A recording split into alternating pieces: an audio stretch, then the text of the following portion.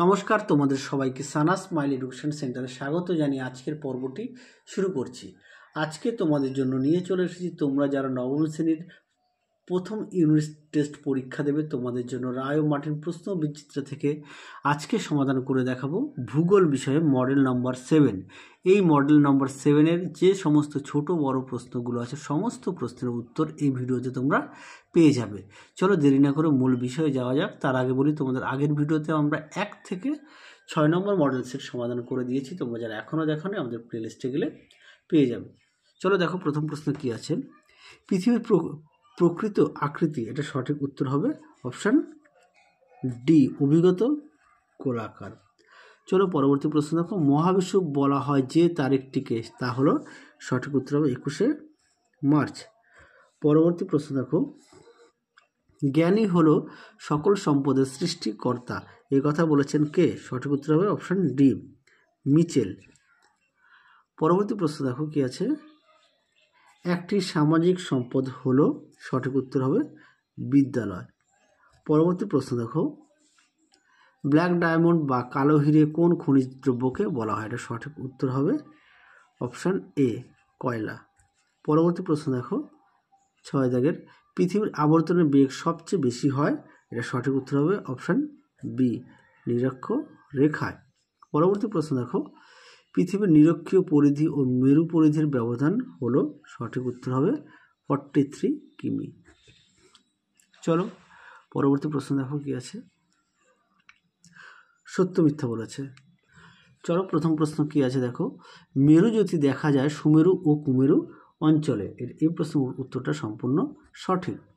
পরবর্তী প্রশ্ন দেখো। পৃথিবী পূর্ব থেকে পশ্চিমে ঘোরে, এই প্রশ্নের উত্তরটা সম্পূর্ণ ভুল। সঠিক উত্তর হবে পশ্চিম থেকে পূর্বে ঘোরে। আমি উপরে ছোট্ট করে লিখে দিচ্ছি, পশ্চিম থেকে পূর্বে ঘোরে।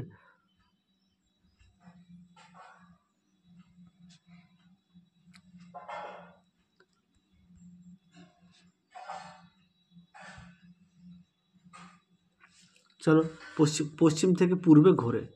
হ্যাঁ, পরবর্তী প্রশ্ন দেখো কি আছে। শূন্যস্থানের পূরণ আমরা দেখব।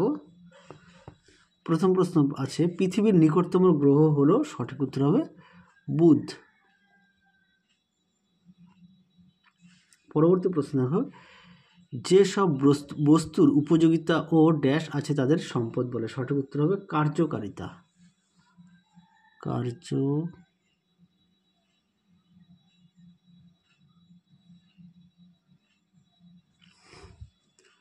পরবর্তী দেখো পরবর্তী প্রশ্ন কি আছে।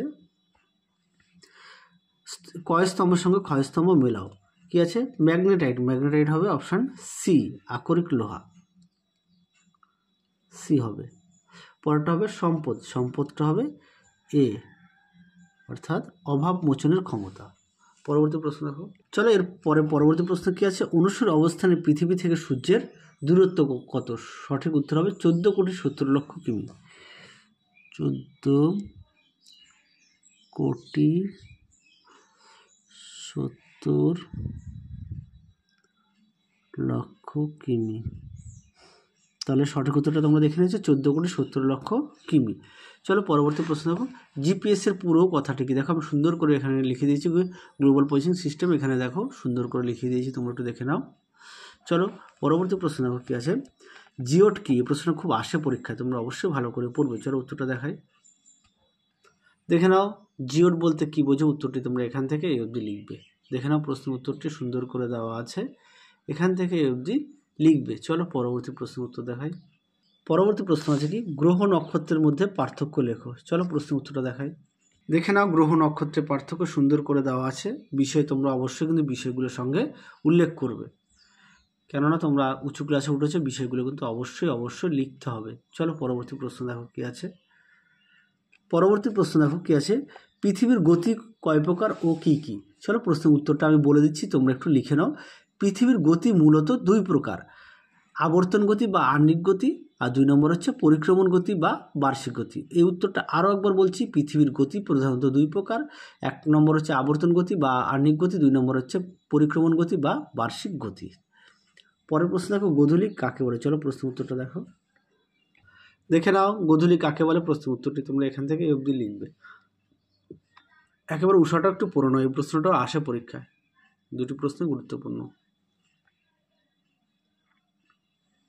পরবর্তী প্রশ্ন দেখো 3 নম্বরে কি আছে, গচ্ছিত সম্পদ ও প্রবহমান সম্পদের মধ্যে পার্থক্য লেখো। দেখো প্রশ্ন উত্তরটি, দেখে নাও প্রশ্ন উত্তরটি সুন্দর করে দেওয়া আছে, একটু দেখে নাও।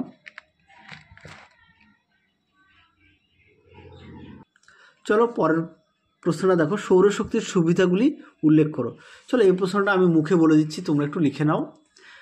তোমরা প্রথমে পয়েন্ট দেবে অবাধ সম্পদ, উত্তরটা লিখবে পৃথিবীতে সৌরশক্তির অফুরন্ত, তাই খুব সহজেই সারা পৃথিবী জুড়ে সৌর বিদ্যুৎ উৎপাদন করা সম্ভব।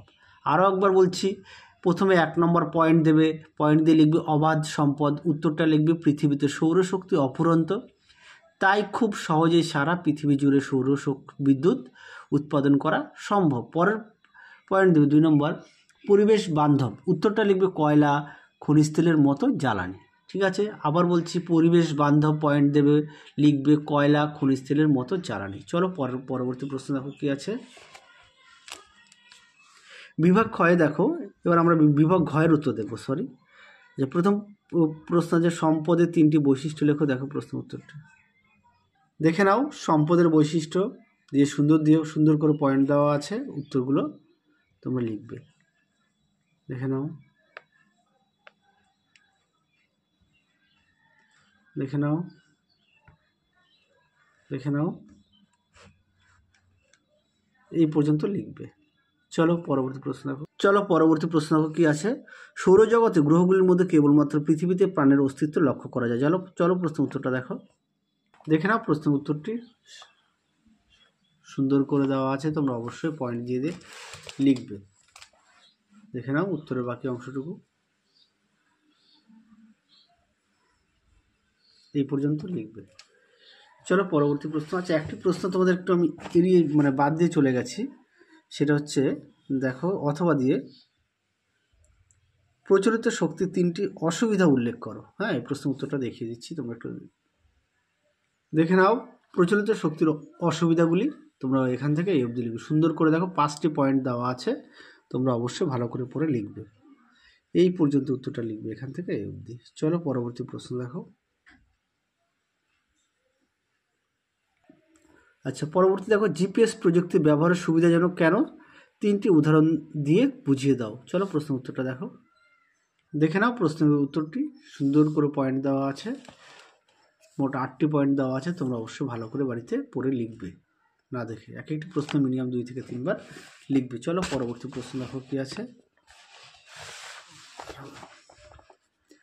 3 নম্বর আছে দেখো, 3টি বিষয়ের উপর ভিত্তি করে পৃথিবীর আবর্তন ও পরিক্রমণ গতির মধ্যে পার্থক্য নিরূপণ করো। চলো দেখাই প্রশ্ন উত্তরটি, দেখে নাও প্রশ্নের উত্তরটি সুন্দর করে দেওয়া আছে,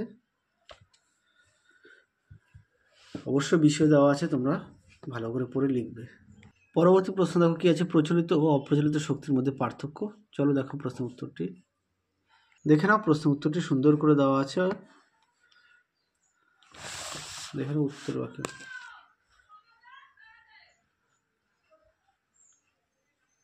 দেখে নাও।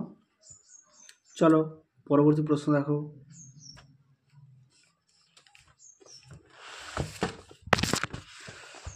চলো এরপর আমরা দেখব বিভাগ ময়ের প্রথম প্রশ্ন কি আছে, পৃথিবীর আবর্তন গতির ফলাফল বর্ণনা করো। দেখো প্রশ্ন উত্তরটি, দেখে নাও পৃথিবীর আবর্তন গতির ফলাফল খুব আসে এই প্রশ্নটি, তোমরা অবশ্যই কিন্তু ভালো করে একটু পড়বে,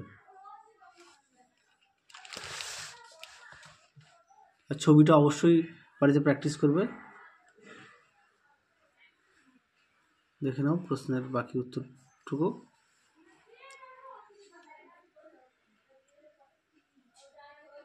দেখে নাও সুন্দর করে দেওয়া আছে, এই পর্যন্ত উত্তরটা লিখবে।